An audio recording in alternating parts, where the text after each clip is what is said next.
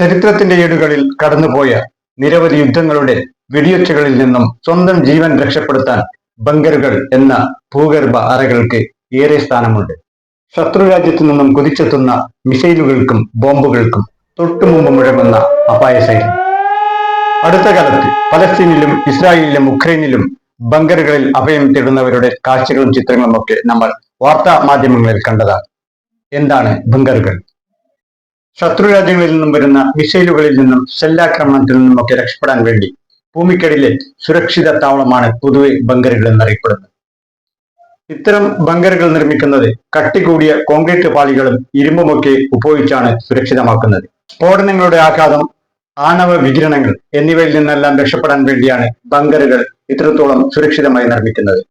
ഓരോ സ്ഥലത്തിന്റെയും ഭൂഘടനയ്ക്ക് അനുസരിച്ചാണ് ബങ്കറുകളുടെ നിർമ്മാണം. ശത്രുരാജ്യത്തിന്റെ സ്ഥിരമായ ആക്രമണം നിലവിൽ നിൽക്കുന്ന സ്ഥലങ്ങളിലും ബങ്കറുകൾ മുൻകൂട്ടി നിർമ്മിക്കുന്നു. യുദ്ധങ്ങൾ നടക്കുന്ന സമയങ്ങളിൽ ഒരു താൽക്കാലിക ആശ്വാസം മാത്രമാണ് ബങ്കർ കൊണ്ടുള്ള പ്രയോജനം. ഇത്തരം ബങ്കറുകളിൽ പ്രാഥമിക ആവശ്യങ്ങൾക്കുള്ള അടിസ്ഥാന സൗകര്യങ്ങളോ ഭക്ഷണമോ ഒന്നും തന്നെ ലഭിക്കില്ല. വെളിച്ചവും വെള്ളവും മാത്രമാണ് ലഭിക്കുക.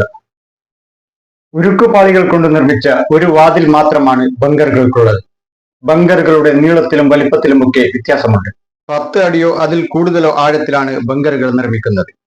അപായ സൈറൻ മുഴങ്ങുന്നതോടെ നിശ്ചിത ആളുകളെ ബങ്കറുകളിൽ എത്തിക്കാനുള്ള മൊബൈൽ ആപ്ലിക്കേഷനുകളും ഇന്ന് നിലവിലുണ്ട്. എന്നാൽ യുദ്ധസമയത്ത് ടവറുകളും മറ്റു സാങ്കേതിക സംവിധാനങ്ങളൊക്കെ ബോംബിങ്ങിൽ തകർന്നാൽ മാത്രമാണ് ഇത്തരം ആപ്ലിക്കേഷനുകൾ പ്രവർത്തിക്കാതിരിക്കുന്നതും മറ്റു ബുദ്ധിമുട്ടുകളൊക്കെ നേരിടേണ്ടി വരുന്നത്.